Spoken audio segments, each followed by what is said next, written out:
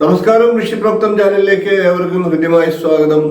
ഇന്ന് ശാപങ്ങൾ എന്ന വിഷയത്തിൽ മറ്റൊരു വീഡിയോയിലൂടെ നാം ചെയ്യുകയാണ്.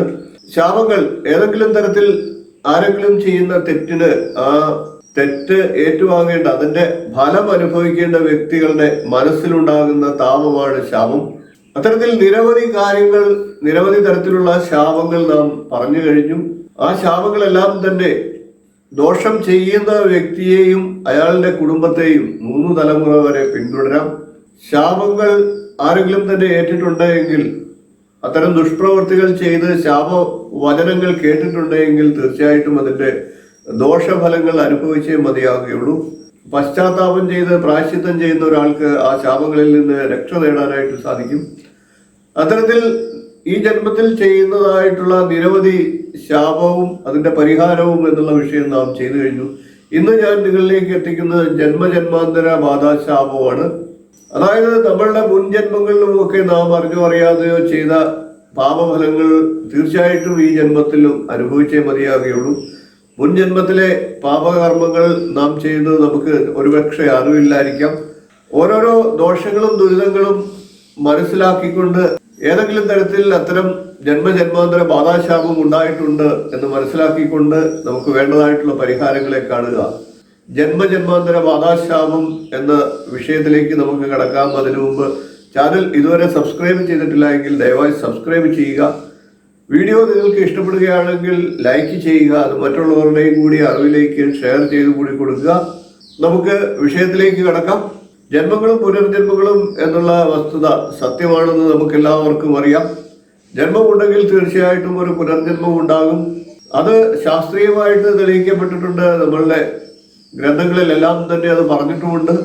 പ്രശസ്തനായ ഒരു മനഃശാസ്ത്രജ്ഞൻ ഒരാളെ അമേരിക്കയിൽ ഹിപ്നോട്ടിസ് ചെയ്തപ്പോൾ അയാളുടെ 7 ജന്മം അയാൾ കൃത്യമായിട്ട് പറഞ്ഞു എന്നാണ് പറയപ്പെടുന്നത്. അതുകൊണ്ട് തന്നെ പുനർജന്മം എന്നുള്ള വസ്തുത പല മനഃശാസ്ത്രകാരന്മാരും തെളിയിക്കപ്പെട്ട് കഴിഞ്ഞിട്ടുള്ള കാര്യമാണ്. ഒരാത്മാവിന് പല പല ജന്മങ്ങൾ ഉണ്ട് എന്നുള്ളത് നമുക്ക് ഉറപ്പിക്കാം. പൂർവ്വജന്മത്തിൽ അരുംകൊലകൾ ചെയ്യുക, ദുഷ്കർമ്മങ്ങൾ ചെയ്യുക എന്നീ കാര്യങ്ങളൊന്നും ഒരുപക്ഷെ നമുക്ക് ഈ ജന്മത്തിൽ അറിയാൻ പറ്റിയെന്ന് വരില്ല. പൂർവ്വജന്മത്തിൽ ശത്രു കൃത്യങ്ങളായിരിക്കുന്ന ബാധകൾ കൂടെ കൂടുക, അതായത് നാം ചെയ്യുന്ന ദുഷ്കർമ്മങ്ങളുടെ ഫലങ്ങൾ ബാധാരൂപത്തിൽ നമ്മെ പിന്തുടരും, ഈ ജന്മത്തിലും പിന്തുടരും എന്നാണ് പറയപ്പെടുന്നത്. ഈ ജന്മത്തിലെന്നല്ല, നിരവധി ജന്മങ്ങളിലേക്ക് ഓരോ ജന്മത്തിലും ചെയ്യുന്ന ബാധാശാപങ്ങൾ നമ്മെ പിന്തുടരുക തന്നെ ചെയ്യുമെന്നാണ് നമ്മളുടെ ശാസ്ത്രങ്ങൾ പറയുന്നത്. ഈ ജന്മത്തിൽ അതിനൊക്കെ ശാശ്വത പരിഹാരം ചെയ്യുക എന്നുള്ളതാണ് നാം ചെയ്യേണ്ടത്. സത്കർമ്മങ്ങളിലൂടെ അതിന് ശാശ്വത പരിഹാരം ചെയ്യാം. ചില പാപകർമ്മങ്ങൾ 3 തലമുറ വരെയും ചില പാപകർമ്മങ്ങൾ 7 തലമുറ വരെയും പിന്തുടരും എന്നാണ് നമ്മളുടെ പുരാണങ്ങളിലും ശാസ്ത്രങ്ങളിലും ഒക്കെ പറയുന്നത്. ഇത്തരം പൂർവ്വജന്മ ബാധാദുരിതങ്ങൾ ഉണ്ടെങ്കിൽ ഈ ജന്മത്തിൽ പലവിധത്തിൽ തടസ്സങ്ങൾ ഉണ്ടാകുകയും ജീവിതം മന്ദഗതിയിലാകുകയും പുരോഗതി ഇല്ലാതാകുകയും ഒക്കെ ചെയ്യാം. സൂക്ഷ്മവും വിശദമായിട്ടുള്ള പ്രശ്നചിന്തയിലൂടെയാണ് ഇത് കണ്ടെത്തേണ്ടത്.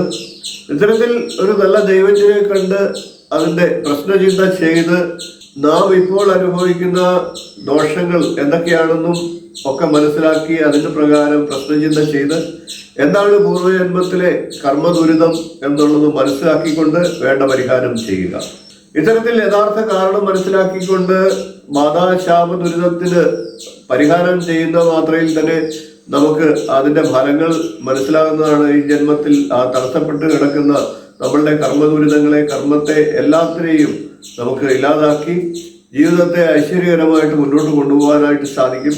അതുകൊണ്ട് തന്നെ ഏതെങ്കിലും തരത്തിൽ ദുരിതങ്ങൾ, തടസ്സങ്ങൾ നമ്മുടെ ജീവിതത്തിൽ അനുഭവപ്പെടുന്നുണ്ടെങ്കിൽ, വിവാഹം, സന്താനം, തൊഴിൽ തുടങ്ങിയ കാര്യങ്ങൾക്ക് ഒക്കെ തടസ്സമുണ്ട് എങ്കിൽ, ജീവിതത്തിൽ ധനത്തിന് ദൗർലഭ്യമുണ്ടെങ്കിൽ, ഇത്തരത്തിൽ ഏതെങ്കിലും തരത്തിൽ ജന്മജന്മാന്തര ബാധാശാപ ദുരിതങ്ങൾ തന്നെ ആയിരിക്കും എന്നുള്ളത് മനസ്സിൽ ചിന്തിച്ചുകൊണ്ട് പ്രശ്നചിന്ത ചെയ്ത് അതിന് വേണ്ടതായിട്ടുള്ള പരിഹാരത്തെ കാണുക.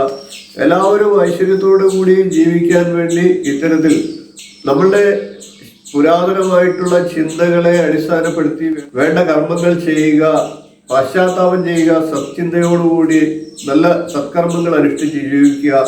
എല്ലാവർക്കും ഐശ്വര്യം ഉണ്ടാകും. എല്ലാവർക്കും ഐശ്വര്യം ഉണ്ടാകട്ടെ എന്ന് പ്രാർത്ഥിച്ചുകൊണ്ട് നിർത്തുന്നു. നമുക്ക് അടുത്ത ദിവസം മറ്റൊരു വീഡിയോയുമായി കാണാം. നന്ദി, നമസ്കാരം.